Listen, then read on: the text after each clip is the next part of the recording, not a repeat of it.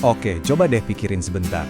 Di luar IPK, di luar daftar organisasi panjang di CV kamu, kira-kira apa sih aset profesional kamu yang paling-paling berharga?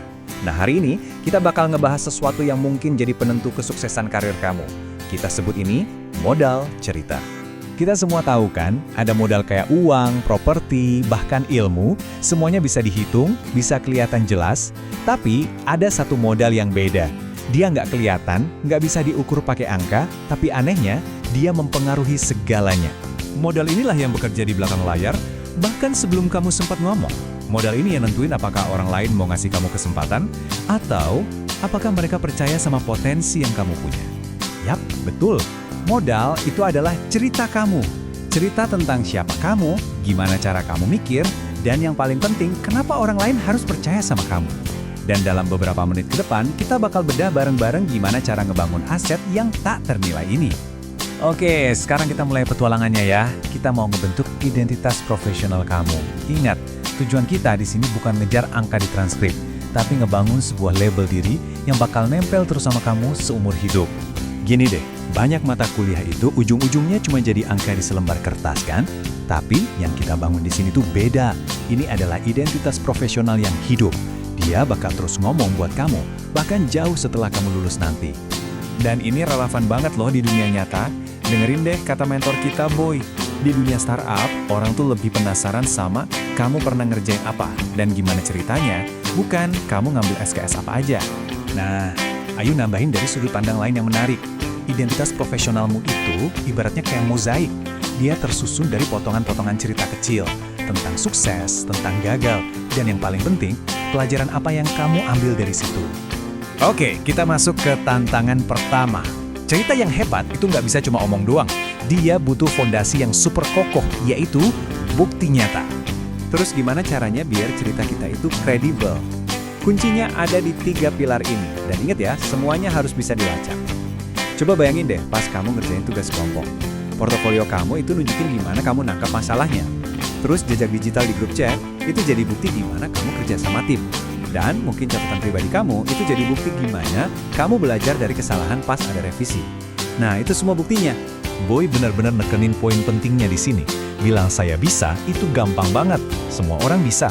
Tapi yang bikin kamu beda, yang bikin kamu menonjol, itu adalah kemampuan buat nunjukin, ini loh proses saya, ini hasilnya, dan ini pelajaran yang saya dapat.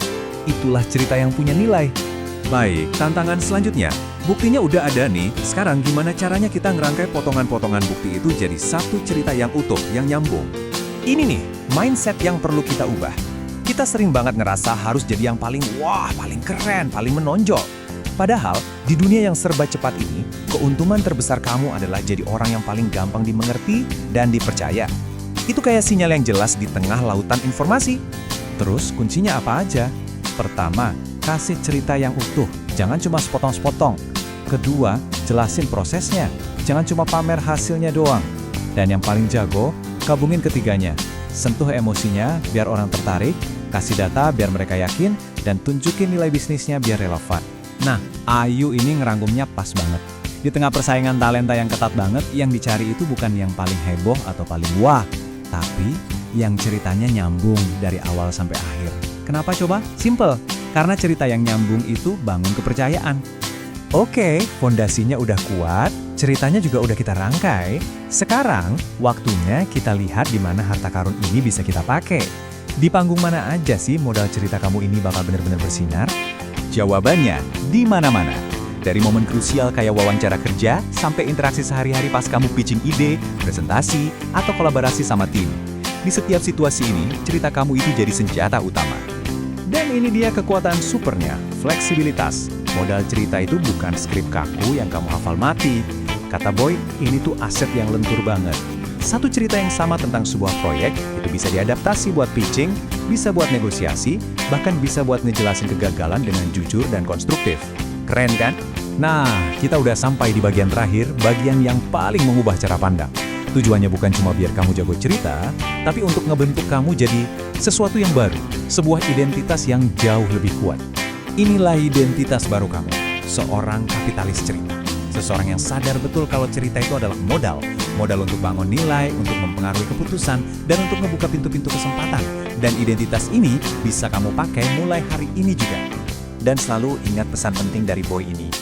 Cerita yang paling kuat itu bukan yang paling lebay atau dramatis, tapi yang paling jujur soal prosesnya. Kenapa?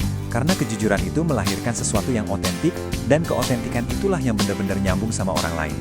Jadi, ini dia kesimpulan utamanya. Cerita itu bukan sekedar pemanis di CV kamu, bukan hiasan.